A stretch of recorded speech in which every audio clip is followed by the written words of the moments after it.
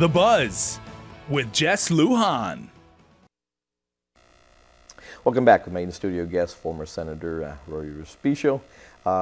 He's here tonight, and we're talking about, of course, the Guam Congress building that the legislature, known as the Guam legislature now. In that design, because I remember, even when I was legislature, we had spoken about this when we were the majority. I know we were looking at ways to try to make this happen. We were looking at this to have it be in concert with also the what was once the administration building, basically there, and we had thought about the fact that maybe we can renovate the administration building to house all the senators over there, and maybe even a public hearing room over there, and then the Congress building to be strictly, to house some senators, but to be strictly the session hall. That was the plan in the very beginning. Obviously, that didn't pan out.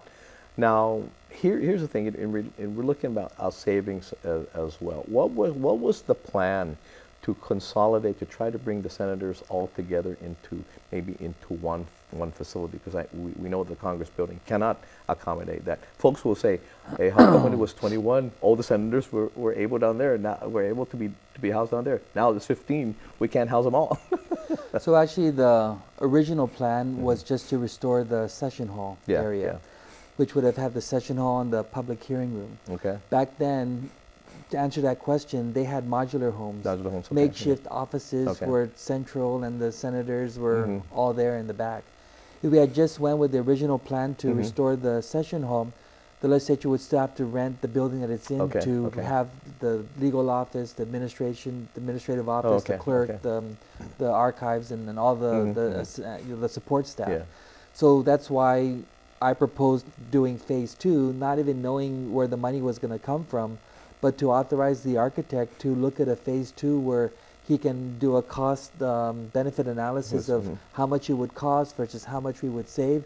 So he came back and he said to extend out and go 2 floors up would cost roughly $4 million. So we worked hard to, like I said, to negotiate a longer lease with the United States Postal Service, Post Office, and so we took that lease, worked with Gita to do a request for proposal. So we asked what banks are interested. That was your guaranteed payment, basically. Yeah, guaranteed payment. But sometimes in life we know where we want to go, but if we're going to wait to figure out all the details, it's not going to happen. Sure.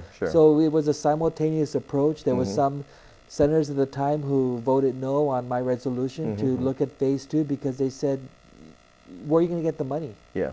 So I said, how are we going to know how much to get it? We don't know how much it's going to cost. That's right. Right. So we was it's manage expectations, and you have a process. We do that all the time. I mean, just recently we had a piece of property that we wanted to develop, but it was in prime property, and we looked at major companies, known companies to come in, and they signed a lease with us as well, a long-term lease. We're able to take that lease to the bank, and we're able to get a loan based on that because it's a guaranteed payment. Yeah, so we put 4 senators and all the administrative support staff in that extension, and working with the Hagåtña Redevelopment and Restoration Authority and Governor Cabo's idea for the Palazzo and the other components of the revitalizing Hagåtña. There's a commitment that the 10 additional senatorial offices, plus like you talked about the public hearing room, will be in that new 80,000 square foot building that they're trying to get together. So you have the governor's office, you have the remaining parts of the legislature. You can bring back those agencies that are renting outside of government property and consolidate all those agencies and realize not only a consolidation of agencies and services, but also savings. Yeah. Now, let me ask this, because you were talking about the proposal, and this is part of the revitalization of Hagåtña, and you're part of that, right? You were a part of that. Now, let me ask you that, because in the proposed buildings there, you said you're looking at or housing senatorial offices as well as governor's office at this point. Now, how is that? Because we know in other jurisdictions where there's a separation, of powers, right? Where separation of powers is, I mean, and I know in the consolidation, it's saving money and all that. But right? I think the design is you have the governor's building here, then the legislature's oh, building here. Okay. Just like in Palau. Yeah. Okay. So so you have to cross. You have to cross a moat, a makeshift moat, right? Whatever will make you comfortable. I'm sure make the people comfortable that they're really separate. They're really separate branch of government and all that. But well, look, just a street divides the legislature from the cathedral. Yeah. Which, by the way, the session hall, the new building is absolutely beautiful. The windows have been restored. You just look out and the cathedral's there. Unlike the old session hall where there was no windows. You recall? No, I see. Again, I have not really been down there. I've passed by there numerous times, but I haven't been. I would like to go because I want to be able to take some pictures with the Impinco family. Because of course the speaker, Antonio R. Impinco, of course. That was your doing. Yeah. And so I would like to one day, hopefully soon, we'll take a picture with the family there. But it looks like there's a lot now that you can save in a lot of electricity and most especially power because of a lot of natural lighting that's coming in here. But let's say typhoons now and all that. I mean, are these glasses plated that can sustain the winds now a little? Oh yeah. And the architect Richard Reed, he's very excellent. He took all those things in consideration. Okay. And that's where your savings are going to come from because the building itself is could be certified up to platinum for the LEED program. Oh, really? Yeah, it's slated to be the only government facility, I think, even including the military, that will have that kind of status because even the water system, there's some kind of recycling component for the lawns and for, I mean, it's and that's in a renovated historic building. That's really unheard of, right? For a historic building. Then when you get a chance to walk in and you're going to see how just inside it doesn't match the outside, and it doesn't match the whole idea that the legislature really is a separate and co-equal branch of government. It's an institution that sometimes, I think over the years, because I stood up for the institution, because I was a member of it, some people didn't like that. I guess well, the institution again lives on, it's definitely living beyond us, and so it has to be there and continue to be upgraded when needed, and it definitely needed. I mean, the legislature needed its own house. It was renting homes, right? It was, and it needed its own house once you move in because it's going to last.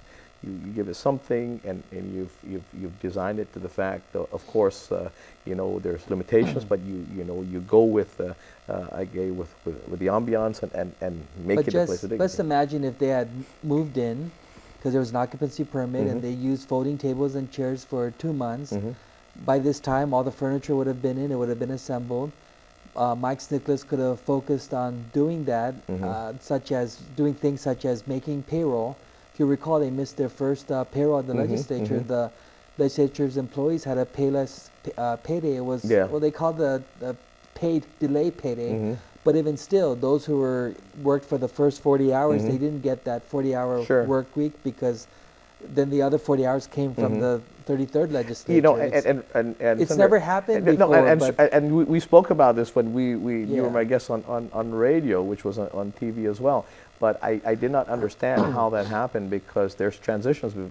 Every 2 years, we know it happens. Every 2 years, legislature ends. Boom, everybody's done. Okay, then you start all over again. And of course, there are some employees that are carryovers to the next one, and maybe only work certain hours. Okay, and then you would have to carry them over. And you may not give them a full check at that point, but you give them something, and then the next time they pay, you've made it up. It's always been a smooth transition. This is not the first Guam legislature. This is from the 33rd going to the 34th. So I didn't understand that transition unless you were a neophyte and really didn't know.